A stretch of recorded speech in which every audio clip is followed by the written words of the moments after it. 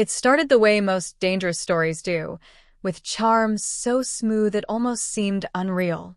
He knew how to smile at the right moment, how to tilt his head when he listened, and how to make every word sound like it carried the weight of truth. I should have seen through him, but the thing about classic cheats is that they're masters of their craft.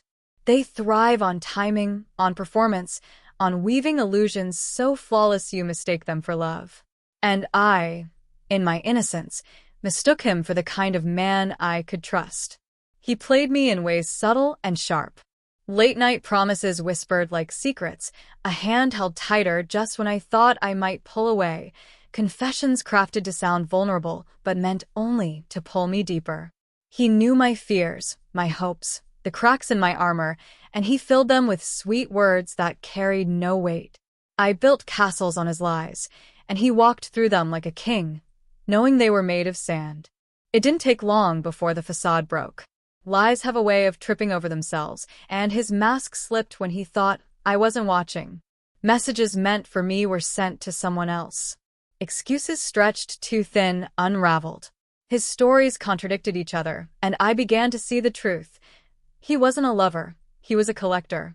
A collector of hearts, of devotion, of people who would bleed for him while he gave nothing in return. I could have left quietly, nursing my wounds in the dark. That's what most of his conquests probably did. But something inside me shifted the night I realized just how much he enjoyed the game. If love was a stage to him, then so be it. I would play too, but I would play harder. I didn't confront him immediately. No, that would have given him the satisfaction of knowing he still had power over me. Instead, I learned his game. I let him believe I was still trapped, still blinded, still the fool. I smiled when he lied. I leaned closer when he whispered rehearsed lines. I let him think he was winning. And all the while, I was gathering everything, his habits, his secrets, the weaknesses he tried to hide beneath his arrogance. He thought he was clever, juggling me and others, but I made sure his web of deceit tangled around him. Subtle hints dropped in the right places, carefully timed messages, whispers shared with those he thought loyal. Slowly, his masks began to crack, not because I tore them off, but because I placed him in situations where they slipped on their own. The other women started questioning him. Friends began to notice inconsistencies. His carefully built reputation began to rot from the inside. When I finally walked away, I didn't slam the door. I left it open just enough for him to think he could chase me, to think he still had the chance to reel me back in. But when he reached out, desperate and panicked, he found only silence. By then, everyone knew what he truly was.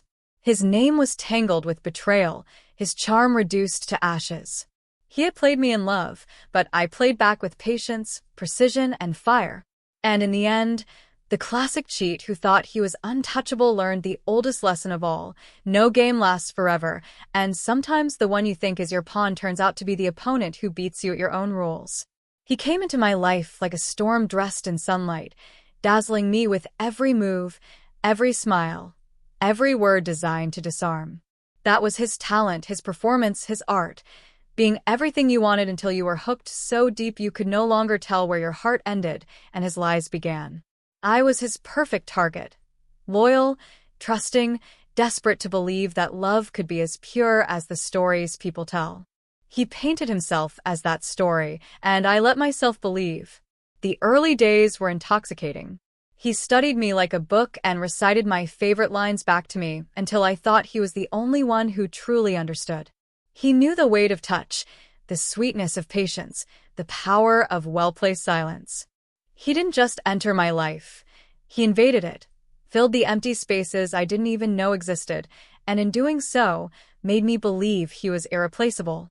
But love with him was a performance, not a promise. And like any actor, he couldn't hold his mask forever. The slip was subtle at first, a lie too easily told, a message that arrived too late, an excuse repeated once too often. My instincts began to whisper before my mind could fully grasp it. Something was wrong. When I dug deeper, I saw the truth unravel before me. There were others, always others. He was a thief of devotion, gathering hearts like trophies, discarding them when they became too heavy to carry. The pain was sharp, like betrayal always is. But beneath it grew something fiercer, something hotter than heartbreak. I refused to be just another forgotten chapter in his collection of conquests. If he thrived on games, then I would give him one he would never forget. I played my role perfectly. I became the obedient lover again, the one who forgave too easily, the one he thought still lived under his charm. I let him think his act still worked. I fed his ego with quiet nods, with trusting eyes, with laughter that hid knives. And behind the curtain I planned. Piece by piece, I wove the trap. I learned who he lied to, who he used, who he owed. I knew when he slipped away and where he went. I turned his secrets into weapons, his habits into chains, his arrogance into the very fuel of his downfall. I became the mirror he could not escape, the one that reflected everything he had done, but sharper, colder, deadlier. And when the moment came, I didn't need to scream or fight. I let his world crumble around him with a whisper. Friends turned their backs. Lovers exposed him, and the lies he thought were safe came rushing to the surface like a flood he couldn't stop. I watched the panic in his eyes, the desperation of a man who had always controlled the game, but suddenly realized the game had turned against him. I didn't just walk away. I left him surrounded by the ruins of the empire he had built on broken hearts. He lost his power, his reputation, his audience. The classic cheat, once so sure of his mastery, stood alone on a stage no one wanted to watch. He had played me in love, but I played back harder, with silence, with patience, with precision. And when the curtain finally closed, it wasn't me who was broken. It was him, the man who believed he was untouchable, left haunted by the knowledge that the one he thought he fooled had beaten him at his own game. He thought he had perfected the art of betrayal. The kind of man who wore his confidence like a second skin, who believed every word from his lips was gospel, every glance a spell. When he looked at me, I believed for a time. He was skilled, too skilled, in the way he wrapped affection in half-truths, in the way he cloaked deceit with tenderness. I mistook his performance for love. I mistook his hunger for devotion. And for a while, I was blind enough to let him win. But love built on lies always cracks, and his walls began to crumble sooner than he expected.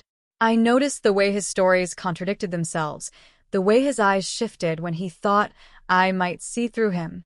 He left traces of his other life behind, perfume that wasn't mine, whispers of conversations meant for someone else, laughter that didn't belong to us.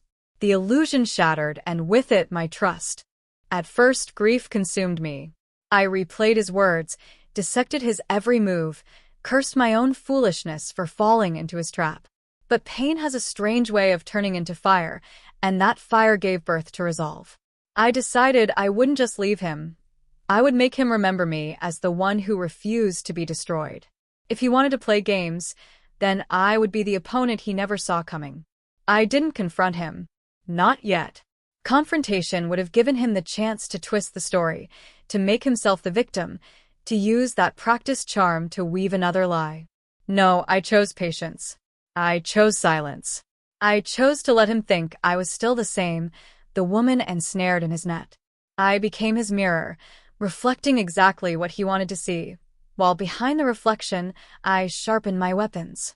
I studied him the way he once studied me. His patterns, his weaknesses, his dependencies. He thought his lies made him untouchable, but every liar has cracks. I whispered truths into the ears of those he fooled, sowed doubts where his charm once bloomed. I pulled threads quietly, carefully, until the fabric of his web began to unravel. One lover turned cold, another questioned his excuses, a friend doubted his loyalty. Slowly, the empire he built on deception began to fold in on itself. And then I walked away, not in anger, but in silence, so heavy it crushed him. I left him scrambling, desperate for the attention he once took for granted. He reached for me, tried to pull me back into his orbit, but all he found was emptiness. He wanted me to beg, to weep, to chase him as so many before me had done. Instead, he faced the one thing he couldn't manipulate, my indifference. It wasn't just that I left him. It was that I left him exposed, revealed for the fraud he was, abandoned by those who once believed him. He had played me in love, but I played back harder, with a vengeance crafted not from rage but from clarity. He thought himself untouchable, the master of the game, but in the end, it was me who walked away victorious, and him who stood shattered in the ruins of his own deceit.